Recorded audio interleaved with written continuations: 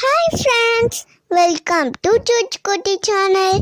இன்னைக்கு நம்ம பிள்ளையார் சூரி பற்றி தான் பார்க்க போகிறோம். வாங்க பார்க்கலாம்.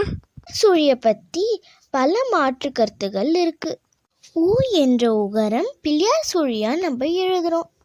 நம் முன்னோர்கள் முதலில் ஊ என்று எழுதி அப்புறமா சிவமயம் என்று எழுதுகிற பழக்கம் இருந்துச்சு.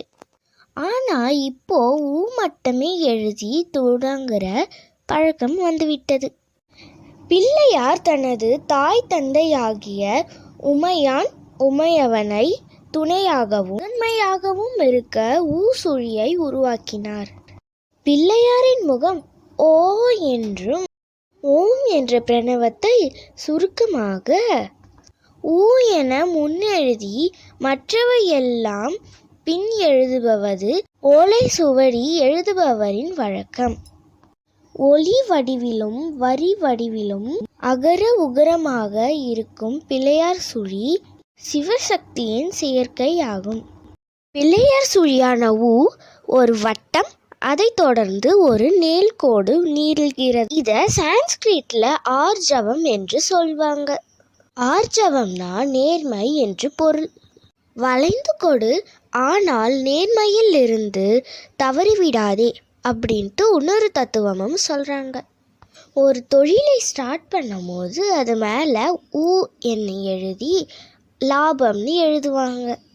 இந்த வியாபாரம் மூலமா கிடைக்கும் அனைத்து லாபமும் நேர் வழியில் வந்ததாக மட்டும்தான் இருக்க வேண்டும். அதனால தான் ஊன்ற பிள்ளையார் சுழி மேலே லாபம்னு எழுதுறதா சொல்கிறாங்க. ஓலைச்சுவடி எழுதவர்கள் முதலில் ஒரு கோடு, ஒரு வட்டம், மீண்டும் ஒரு கோடு போட்டு எழுத ஸ்டார்ட் பண்ணுவாங்களாம். அதுதான் இப்போ பிள்ளையார் சுழியா மாறிட்டதா சொல்றாங்க.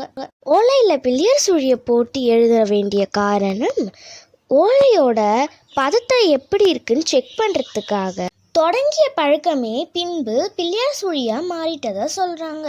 தமிழ் எழுத்துக்கள் அனைத்தும் சுழியை அடிப்படையாக கொண்டுள்ளது.